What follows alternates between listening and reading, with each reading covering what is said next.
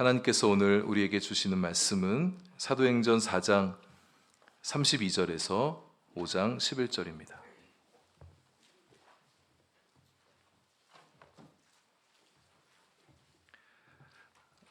사도행전 4장 32절에서 5장 11절까지 본문이 좀 길지만 저와 여러분 한 절씩 교독하시고 마지막 절 함께 읽겠습니다. 4장 32절. 믿는 무리가 한 마음과 한 뜻이 되어 모든 물건을 서로 통용하고 자기 재물을 조금이라도 자기 것이라 하는 이가 하나도 없더라.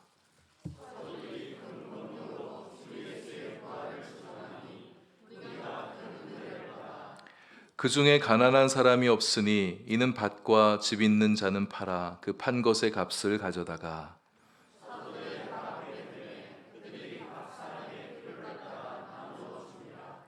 구브로에서 난 레위족 사람이 있으니 이름은 요셉이라. 사도들이 일컬어 바나바라, 번역하면 위로의 아들이라 하니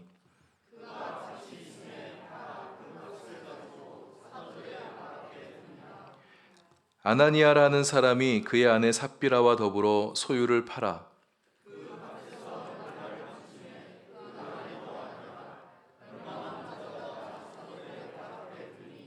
베드로가 이르되 아나니아야, 어찌하여 사탄이 내 마음에 가득하여 내가 성령을 속이고 땅값 얼마를 감추었느냐?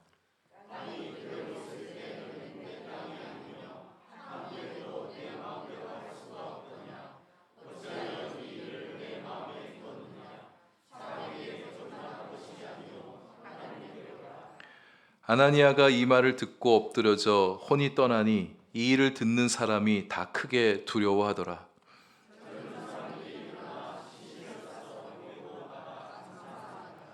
3시간쯤 지나 그의 아내가 그 일어난 일을 알지 못하고 들어오니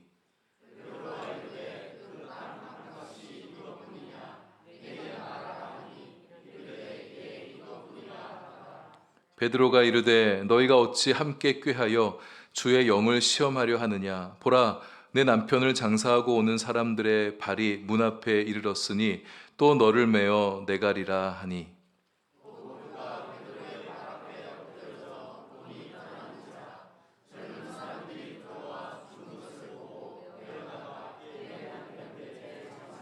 함께합니다. 온 교회와 이 일을 듣는 사람들이 다 크게 두려워하니라. 아멘. 하나님 아버지, 이제 말씀드리려 합니다. 성령의 세미한 음성이 우리 심령에 들려오게 하시고 우리의 삶에 기대하시는 주님의 뜻과 주님의 마음을 알게 해 주옵소서. 예수님 이름으로 기도합니다. 아멘. 성령께서 초대교회 공동체 가운데 임하셨을 때 참 놀라운 변화와 역사들이 일어났습니다. 성도들은 방언을 말하고 입을 열어 담대히 주의 복음을 증거하고 종교 당국자들의 압박에도 불구하고 굴하지 않는 용기를 보여주었습니다. 사도들은 나면서부터 못 걷는 자의 병을 고쳐주는 기적을 행했었고요. 베드로 사도의 복음 증거를 통해서 수천 명이 주님께로 돌아오는 회심의 역사도 일어났었죠. 오늘 본문에서는 그렇게 성령께서 임하셔서 일으키신 변화의 또 한 가지의 모습을 보여주고 있습니다. 성도들마다 저마다 자기의 소유를 자기의 것이라 하지 않고 서로의 물건을 서로 통용하고 비교적 부유한 성도들이 자기의 밭과 집을 팔아서 가난한 자들을 위해 구제하는 일들이 일어나게 된 것입니다. 이것은 교회 지도부가 권면한다고 해서 될 일이 아닙니다. 이것이 참 아름다운 일이고 주님께서 기뻐하신 일이라고 강조한다고 해서 강요한다고 해서 될 수 있는 일이 아닙니다. 성령께서 사람들의 마음에 감동을 일으켜서 자발적인 헌신과 참여로 일어나게 됐던 성령의 사역인 것이죠. 초대교회 성도들에게는 임박한 종말 의식이 있었습니다. 승천하신 주님께서 이제 머지않아 오실 것이라는 믿음이 그들 안에 있었어요. 주님이 이제 곧 불언간 오시게 되면 자기들도 부활하여서 이제 하나님 나라에 참여하게 될 것이다 라는 믿음과 소망이 그들에게 있었습니다. 그러니 이 세상의 재물과 소유에 대한 집착에서 좀 자유로울 수가 있었던 거예요. 주님께서 이제 곧 오실 거니까요. 그렇다 할지라도 성령의 감동이 없으면 자기 것을 기꺼이 내어 나누고 물건을 함께 쓰고 자신의 부동산을 팔아서 다른 사람의 필요를 채워준다는 것은 사실상 쉬운 일은 아니죠. 만약 예수님께서 예를 들어 1년 뒤에 오신다고 생각해 보십시다. 우리 한마음교회 성도들이라면 우리 초대교회 성도들처럼 자신의 것을 기꺼이 팔아서 다른 사람들 필요한 사람들에게 나눠주기도 하고, 뭐 내 물건, 네 물건 뭐 따지지 않고 필요하다면 빌려주고, 제가 좀 더 오래 쓰겠다 그러면 그러시라고, 뭐 이럴 분들이죠. 하지만 예수 믿는 사람이라고 하더라도 물론 조금 구제할 수 있고 조금 선한 일, 착한 일, 자선사업 할런지 모르지만 자기 것을 내어주고 내 물건을 남한테 그냥 가지게 하고, 그렇게 나의 물건을 남의 물건과 공유하며 그렇게 살아가는 일은 사실상 성도라고 해도 쉽지 않습니다. 자기를 위해서 더 쓰고 싶어지고 자기에게 좀 투자하고 내 물건 아까워서 나눠주지 않으려는 마음이 교회에 다니는 사람들의 마음에도 있을 거예요. 평상시에 나누고 베풀고 섬기는 거 잘했던 사람은 종말이 가까울수록 더 그렇게 하겠지만, 평소에 이기적이고 내 것 아까워하고 뭐 나눠주기 인색했던 사람이면 종말이 가까울수록 더 그렇게 하지 않을까 싶습니다. 성령께서 감동하셔야 될 일입니다. 성령께서 감동하셔야 지갑이 열립니다. 성령이 감동하시면 세계관도 바뀌게 되고 인생관도 바뀌게 되어지지만 물질관도 바뀌게 되어지는 거예요. 내 소유를 내 것이라 여기지 아니하고 이 모든 것이 하나님의 것입니다. 다윗이 역대상 29장에서 고백했던 것처럼 이 모든 것 하나님의 것입니다. 자기는 이 물질의 주인이 아니라 하나님의 것을 맡아서 관리하는 청직입니다. 따라서 하나님께서 원하신다면 사용하시겠다고 달라고 하면 언제든지 네 주님 쓰십시오, 내어드릴 준비가 되어 있는 사람이 되는 거죠. 제가 서울에 있을 때 가깝게 지내던 지인 목사님들 가운데 초대교회 공동체의 사도행전 4장에 나타났던 모습에 깊은 감명을 받고 지인 가깝게 지내는 성도님들 몇 가정들과 함께 교회를 개척한 분이 계셨어요. 공동생활을 하는 교회로 개척을 한 것입니다. 그래서 과천 어디에다가 이렇게 뭐 다 밀집해서 살지 못했지만 군데군데 한 마을에 들어가서 함께 공동생활을 하면서 이렇게 교회를 개척하신 분이 있었는데요. 제가 언제 한번 만나자고 그렇게 연락을 드렸었더니 그때는 자기가 차를 쓸 수가 없으니까 저보고 자기를 픽업하러 와달라는 거예요. 무슨 말인가? 그분 분명히 차 있는 거 내가 아는데 근데 그날은 차를 쓸 수가 없다. 이게 무슨 말이냐고 물어봤더니 교회 성도들이 몇 분이 차를 기증해서 공동차로 운영을 하고 있는 거예요. 근데 마침 우리가 만나기로 했던 그날에 차가 다 나갔기 때문에 차가 없으니까 날 데리러 오라는 겁니다. 이분이 이제 공동생활을 하는구나 이제 그때 알게 되어지고 더 이제 궁금한 건 물어봤는데, 예를 들어 정수기, 자기 목사님 집엔 정수기가 없대요. 그래서 물을 마시고 싶으면 이웃집에 성도님 집에 가가지고 물을 받아다가 온다는 거예요. 또 자녀들의 교육을 같이 공동 교육을 합니다. 홈스쿨 많이 아시지 않습니까? 모든 성도가 다 동의해서 자기 자녀들 홈스쿨링 하는 건 아니었어요. 학교 보내는 분들도 있었는데 뜻 맞는 마음 맞는 분들이 함께 모여서 자녀들 함께 홈스쿨링 교육을 시키는 거예요. 제가 물어봤죠. 불편하지 않으십니까? 그러니까 처음엔 불편했대요. 그러나 시간이 지날수록 그게 익숙해지고 더 좋아지더라는 거예요. 내 자녀, 네 자녀 할 것 없이 모두가 다 우리의 자녀로 이렇게 키워가게 되어지고 내 물건, 네 물건 따지지 않고 서로 같이 필요한 사람에 쓰게 되는 게 좋아지더라는 거예요. 내가 필요한 물건이 있는데 없어요. 그럼 물건 또 사다가 구입하다 쓰는 게 아니라 이웃집에 있으면 그 사람한테 빌리는 거예요. 빌리면서도 부담스러워하지 아니하고 빌려주면서도 내가 저거 언제 받지 신경 쓰지 않으면서 함께 물건을 서로 쓰는 것이 좋게 느껴져요. 나중에는 이 물건이 도대체 원래 주인이 누구였는지 모르겠다고 막 그런 말도 좀 하시긴 했었습니다. 또 궁금해서 그럼 월급도 받으면 n분의 1로 나눕니까? 그랬더니 그건 아니라는 거예요. 월급 받는 사람들 중에 좀 많이 받은 분이 조금 더 헌금하고 좀 어려운 분들 좀 도와줘서 함께하는 그 공동생활하는 교회 공동체 안에 가난하고 힘든 분은 없도록 하는 것이 그 교회의 모습이었었다는 거예요. 초대교회 공동체가 보여준 유무상통 공동체의 모습의 재현이다, 이렇게 말해도 손색이 없을 것 같았습니다. 초대교회 공동체의 완벽한 재현은 아닐지라도 초대교회가 보여줬던 그런 성도들의 모습을 자기들도 한번 살아보고 싶은 의지, 그들의 소망이 참 귀하게 느껴졌었습니다. 성경 안에 있는 이야기를 그냥 성경 속의 이야기로만 두지 않고 성경 바깥으로 끄집어내어서 현실의 삶을 살아내려고 했던 그 목사님과 그 공동체의 노력이 참으로 귀하게 여겨졌었습니다. 오늘날 이런 교회의 모습을 만들어가기는 무척이나 어려울 것 같아요. 이렇게 되려면 성도들 모두가 한마음 한뜻이 되어야 됩니다. 성도들 모두에게 아주 큰 은혜가 임해야 되어집니다. 성도들 모두가 서로 희생하고 헌신할 각오가 되어 있지 않으면, 단단한 마음을 품지 않게 되어지면 이 실험은 조금 한번 시도해 보다가 금방 와해되어 버리고 말 실험에 불과하게 될 것입니다. 하지만 이 초대교회가 보여줬던 나눔과 베품과 공유의 정신은 오늘날 살아가는 우리 성도들이 배워야 될, 우리 주님께서 우리에게 보고 싶어 하시는, 오늘날 교회에 보고 싶어 하시는 성도들의 모습은 분명한 것입니다. 나한테 똑같은 게 두 개가 있어요. 근데 옆에 보니까 저 사람은 없어요. 그러면 그 사람이 필요한 걸 느껴지면 내 걸 기꺼이 내주는 겁니다. 나한테 좋은 옷들이 많이 있는데 안 입는 옷이 있어요. 좋은 옷이지만 내가 안 입고 있어요. 그럼 안 입고 있는 좋은 옷 옷장에 넣어두면 뭐 합니까? 필요한 사람에게 나눠줘서 그 사람 입을 수 있도록 해주는 거죠. 버릴까 말까 고민하는 옷 갖고서 그거 주면서 생색내면 안 되겠죠. 음식도 그래요. 뭘 만들면 좀 넉넉하게 만들어서 옆에 있는 우리 교우 식구들 함께 나눠주기도 하고, 반찬 만들 때 이 반찬 두고 만들어서 더 주면 좋겠다 이런 마음 갖고 만들어 주는 거죠. 내 돈 하지 말고 좀 어려운 이웃을 보면 좀 도와주는 거, 좀 성도의 좋은 모습이 아닐까 싶어요. 사실 지금 이야기한 것들은 이미 우리 한마음교회 성도님들 많은 분들이 이렇게 하고 계시는 거예요. 작은 것이라도 이웃과 함께 나누려는 마음이 우리 성도님들 안에 있으세요.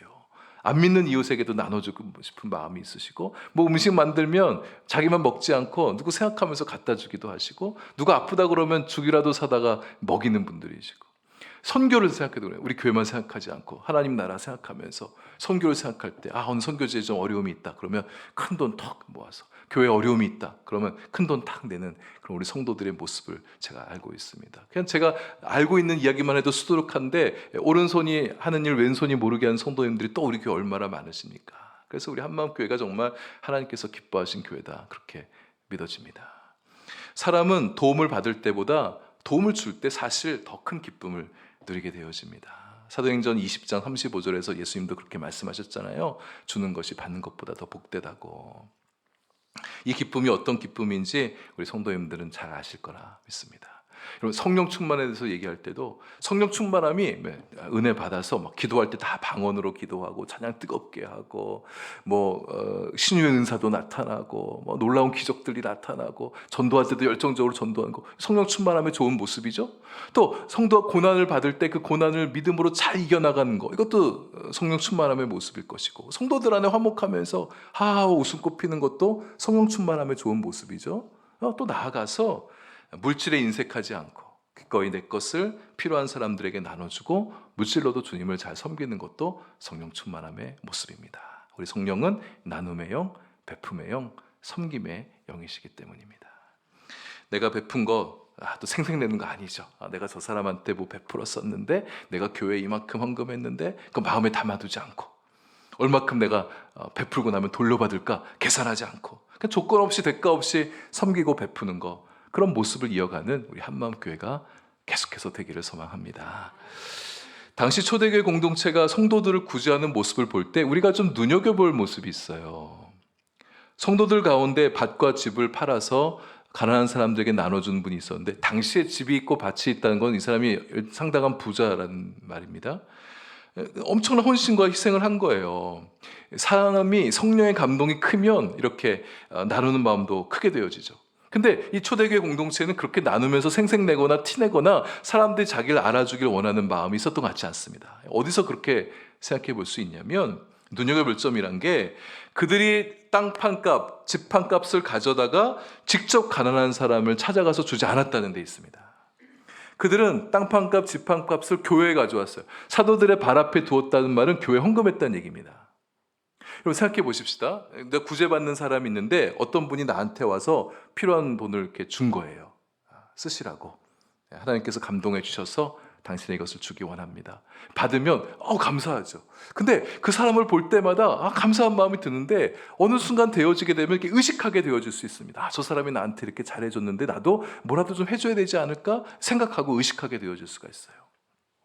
근데 사도들이 받아서, 교회가 받아서, 교회를 거쳐서 구제비로 지출되어질 것 같으면 그 받는 사람의 마음에는 누군가를 생각하는 게 아니라 하나님을 생각하게 됩니다. 하나님께서 나에게 이걸 주셨지, 나의 어려운 형편을 주님께서 헤아려 주셔서 하나님이 도와주신 거야. 하나님 옆에 감사하게 되고 하나님을 생각하게 되어집니다.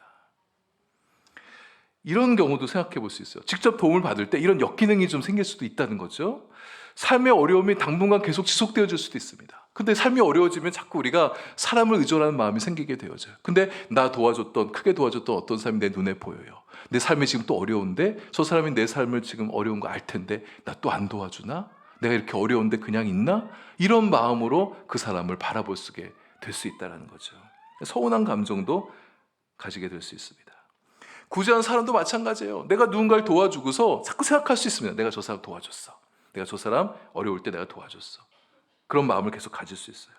하지만 헌금을 내고 헌금을 통해서 구제비로 지출이 되게 되면 특정한 어떤 사람을 생각하면서 생색내는 게 아니라 으쓱해하는 것이 아니라 그냥 하나님 앞에 드린 것, 하나님께서 쓰시도록 하는 것, 그리고 하나님 앞에 하나님 사랑의 도구로 쓰임받은 것으로 인해서 영적인 뿌듯함을 누리게 될 수 있습니다.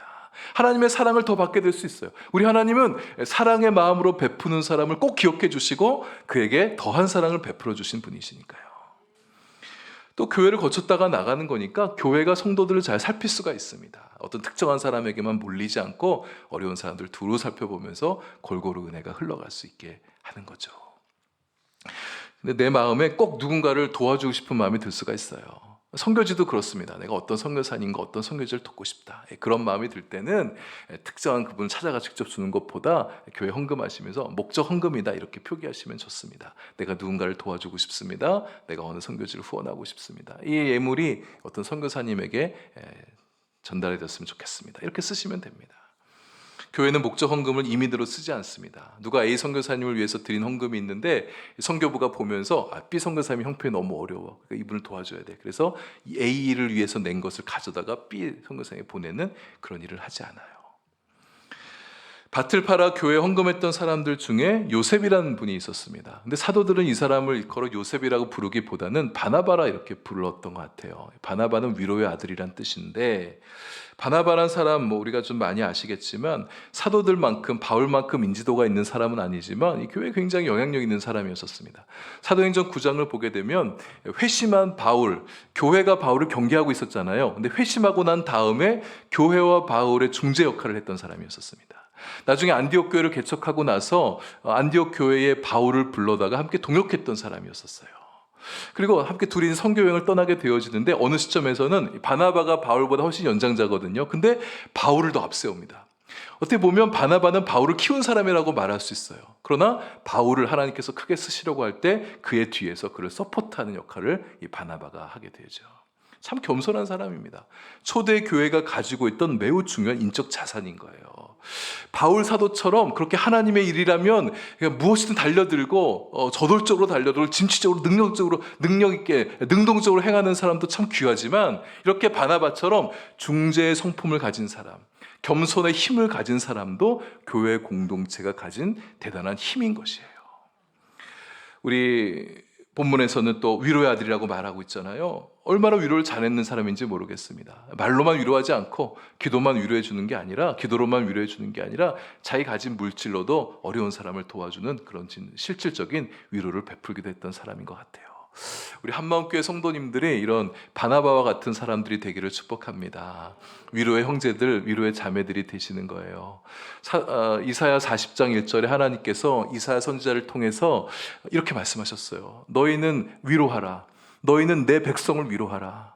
우리 하나님은요 위로하신 분이십니다. 하나님의 백성들에게 위로를 베풀기 원하시는 분이세요. 그래서 사람들을 세워서 그들을 통해서 하나님의 위로를 전하기를 원하시는 거죠. 우리 한마음교회 성도님들이 말로도 위로하고 함께 있어주면서 위로해 주시고 또 기도로도 위로해 주고 또 작은 것이라도 조그마한 것이라도 함께 베풀고 나누면서 위로를 전하는 위로의 사람들 되실 수 있기를 바랍니다. 초대교회에 아나니아와 삽비라 부부가 있었습니다. 이들도 바나바처럼 자신의 재산을 팔아서 이제 교회에 가져오게 되는데 이들도 부유한 성도들이 보여줬던 어떤 그런 섬김, 구제, 자선 이런 아름다운 선행에 동참을 해요.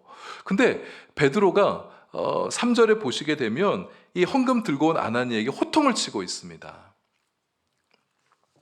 아나니아야 어찌하여 사탄이 네 마음에 가득하여 네가 성령을 속이고 땅값 얼마를 감추었느냐.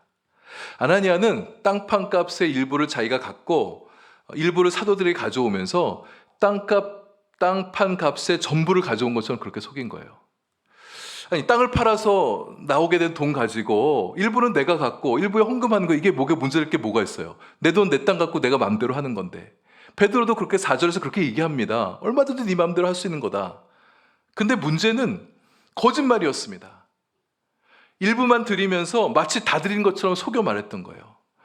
베드로는 영적 민감함과 탁월한 통찰력을 가지고 아나니아가 지금 속이고 있다는 것을 알아차립니다. 성령으로 충만하고 영이 맑은 사람 앞에서는 위선과 가식이 드러날 수밖에 없죠. 아나니아는 베드로에게 낸 이 현금을 보고 베드로가 막 기뻐해주고 칭찬해주고 뭐 축복 기도라도 해주고 사람들 앞에 아나니아가 이런 일도 했어요, 이런 말 해주길 바랬었는지 모르겠어요. 근데 추상 같은 엄중한 말로 아나니아의 거짓을 꿰뚫고 자신이 네가 한 그 말과 행동이 사람을 속인 게 아니라 성령을 속인 것이라고 그렇게 엄중히 말하죠. 그 말을 듣자 엎드려져 혼이 떠났다고 합니다. 그 말을 듣는 순간 두려움에 몸이 굳어지게 되고 심장에 갑작스러운 마비가 와서 쓰러진 게 아닌가 싶어요. 그리고 나서 3시간쯤 지났을 때 아나니아의 부인 삽비라가 들어옵니다. 남편의 소식을 몰랐던 것 같아요. 교회에 들어왔어요. 베드로가 물어요. 대놓고 묻습니다. 네가 땅 판 값 전부냐? 이거 알고 있는 거잖아요. 이렇게 얘기했으면 이게 지금 베드로가 이 삽비라에게 기회를 주는 말이지 않습니까? 근데 삽비라가 똑같이 아나니아처럼 네, 이렇게 얘기합니다. 삽비라도 아나니아와 똑같습니다. 부부가 둘 중에 하나라도 좀 정직하려는 용기가 있었으면 좋았을 텐데, 남편이 좀 잘못하고 있으면 아내가 그러면 안 된다고 좀 막아서기라도 하면 좋을 텐데, 안타깝게도 이들 부부는 그런 부부가 아니었어요.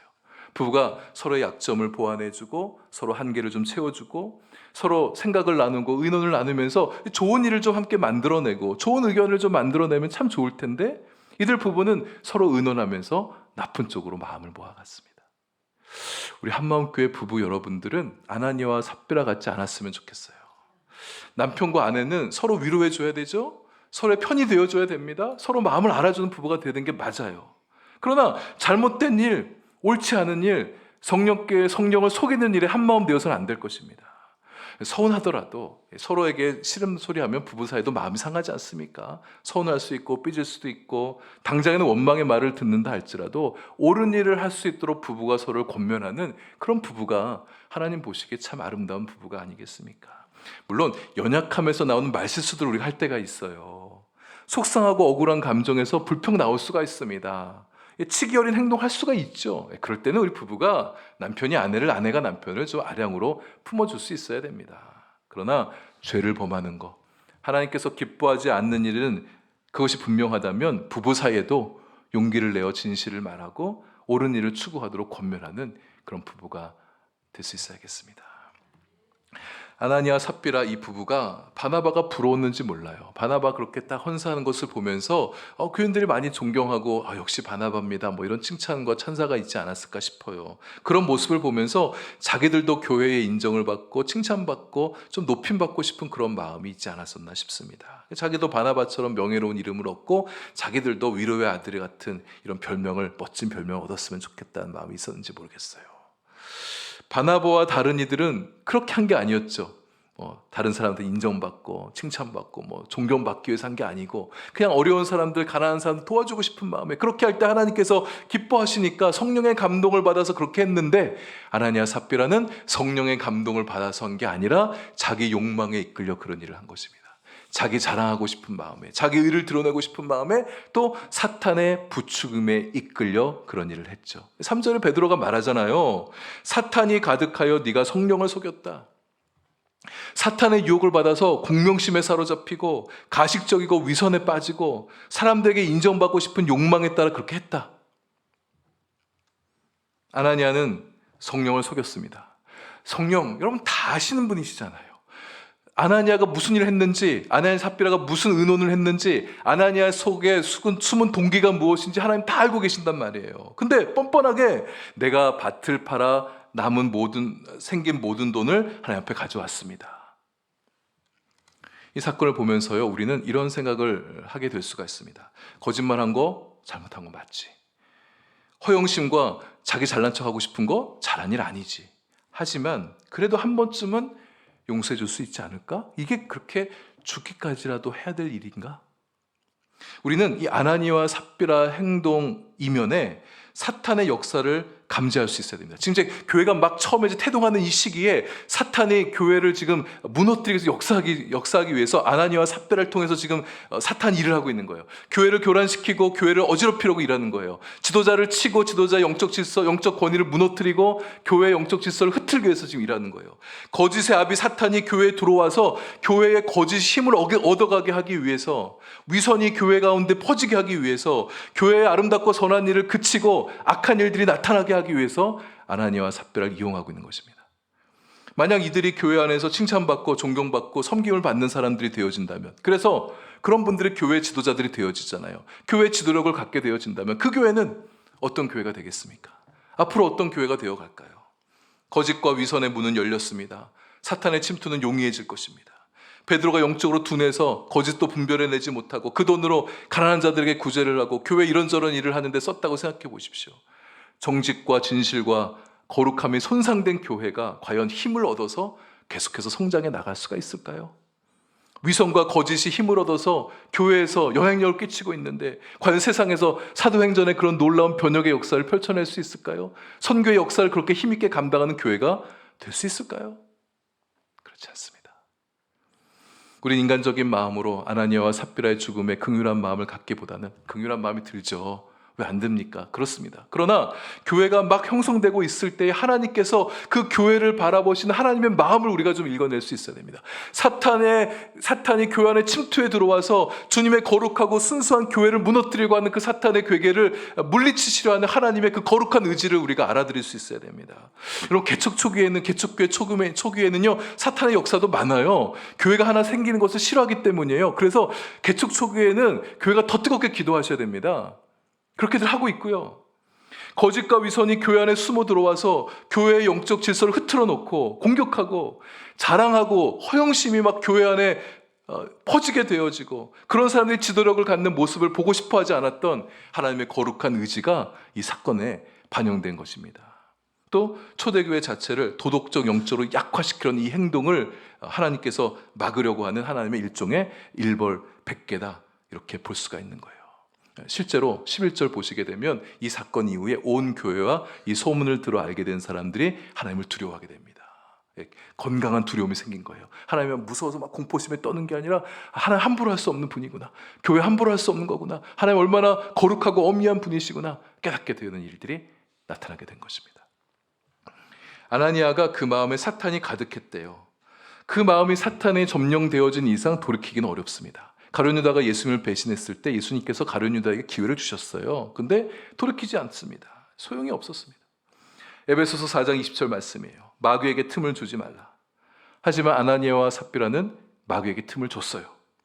정직과 진실과 겸손의 힘으로 마귀를 좀 물리치면 좋았을 텐데 성령으로 그 마음을 채우지 못하노니까 인정받고 싶은 욕구, 칭찬받고 싶은 욕구, 사람들 위에 우위에 서고 싶은 욕구, 교회에서 힘을 가지고 싶은 욕구로 인해서 그만 사탄이 그 마음속에 들어오는 결과를 보게 되었습니다.